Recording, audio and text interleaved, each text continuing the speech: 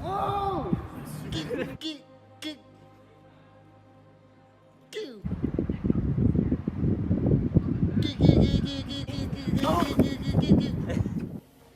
On the day in 1944, now known as D-Day, future President Dwight D. Eisenhower, the Supreme Commander of Allied Expeditionary Forces in World War II, gives the go-ahead for a massive invasion of Europe called Operation Overlord. Back in America, President Franklin D. Roosevelt waited to word of the invasion's success. As covered by historian Anthony Zavala, General Dwight D. Eisenhower would allow Allied forces to take huge advantages in Axis Europe. By the end of August, around 2 million soldiers would be stationed in there. Now here with us, we have a once-in-a-lifetime opportunity to take a video chat with the world-famous historian Nick Altobell, as he explains the strategies and beginning of this invasion. On June 6, 1944, the Allied forces of Britain, America, Canada, and France attacked German forces on the coast of Normandy, France. With a huge force of over 150,000 soldiers, the Allies attacked and gained a victory that became the turning point for World War II in Europe. This famous battle is sometimes called D-Day, or the Invasion of Normandy. The paratroopers began the first wave of attack. Their job was to destroy key targets and capture bridges in order for the main invasion force to land on the beach. In the next stage of the battle, thousands of planes dropped bombs on German defenses. Soon after, warships began to bomb the beaches from the water. While the bombing was going on, underground members of the French resistance sabotaged the Germans by cutting telephone lines and destroying railroads.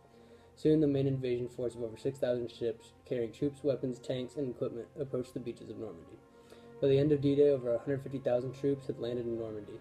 They pushed their way inland, allowing more troops to land over the next several days. By June 17th, over 500,000 Allied troops had arrived, and they began to push the Germans out of France. As stated by historian Nick, there were 5 beaches in which the Allied forces would choose to attack from, each with their own platoon leader.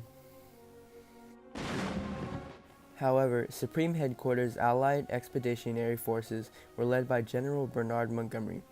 He was named the commander of the 21st Army Group, which comprised all the land forces involved in these invasions. And now to hear the extreme gore of the war, we have Captain Ryan Lee here, who experienced the beach battles on the Omaha invasion. For Operation Overlord, it was to basically not die and hope that you wouldn't get shot and make it as far as possible on that beach. I didn't know why I was fighting or why I was there until after the battle. We were basically to kill off as many Germans as we could. Did we? I think I was just shooting whatever was in front of me that had a swastika. We were meant to surprise the Germans, but they were already prepared for us. We, the U.S. troops, landed on the deadliest beach of D-Day, which was Omaha Beach. 2,400 U.S. Troops died and went missing. And my 2 best friends, Nick and Anthony, they got shot right in the face, right in front of me. One of the biggest flaws of this invasion was the Allied forces thinking they had fooled the Germans. After fake telegraphs and broadcasts from the 21st Army Group were sent to intercept the Axis forces, the spies of Germany quickly caught on, diminishing the false threats. In the end, the Allied forces were able to push the Axis forces back and come out victorious in this invasion.